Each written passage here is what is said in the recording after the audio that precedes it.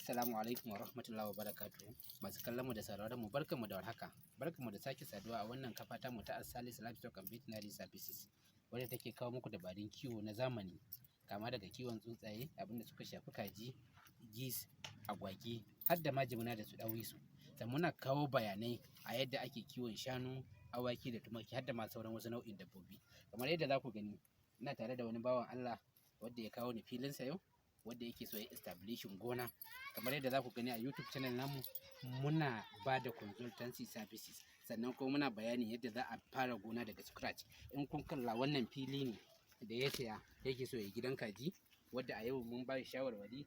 Kazan ma kala-kala ne, akwai broilers, akwai layers, akwai noila, wacce yake so ya yi, sannan kuma ta ina za a fara ginin filin, kuma yaya za a yi don ita juma'a mai kyau daga laraba ake gane ta. Don haka lallai idan ka ɗauki shawarwari na ƙwararru akan duk abin da za ka yi, insha Allah za a cimma nasara. To kamar yadda za ku gani yanzu nan mun nuna masa ina ne za a fara fencing ɗin gona, a yi maintaining, an samu biosecurity, wato kama hana cutan zuwa cikin gonanka, sannan a samu security ma gonar don ɓarayi da waɗansu abubuwan da za su iya distracting ɗinka. Allah ya sa mu dace.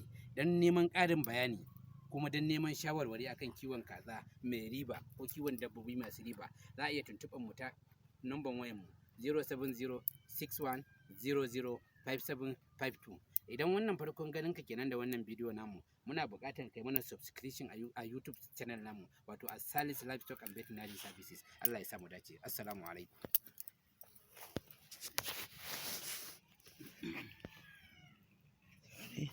Tana